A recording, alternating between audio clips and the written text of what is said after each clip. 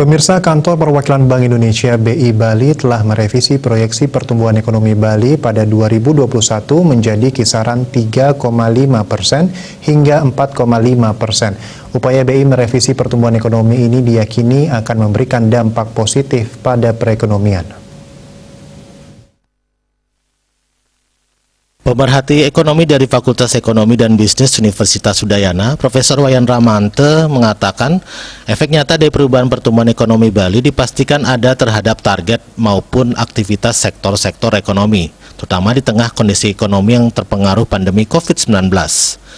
Kendati demikian, Guru Besar FEB UNUD ini meyakini target sesuai koreksi pertumbuhan ekonomi akan bisa terwujud meski dengan adanya pemberlakuan pembatasan kegiatan masyarakat PPKM berskala mikro hingga 22 Maret 2021. PPKM mikro ini perlu didukung dalam upaya mencegah penyebaran COVID-19. Dengan penerapan PPKM skala mikro serta terlaksananya vaksinasi, diharapkan pemulihan ekonomi masyarakat terus berjalan.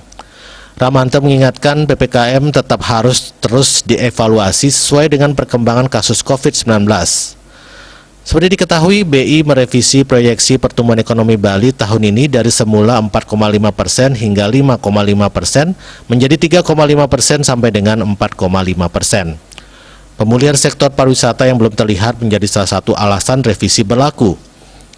Kepala Perwakilan BI Bali Trisno Nugroho menerangkan, pandemi COVID-19 yang sudah berjalan sekitar setahun ini telah menyebabkan perekonomian nasional mengalami kontraksi yang dalam sekitar minus 2,07%.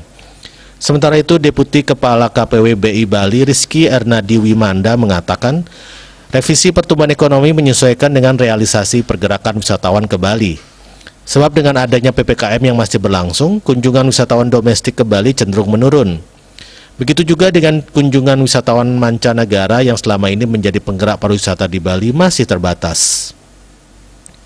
Wartawan Bisnis Bali melaporkan.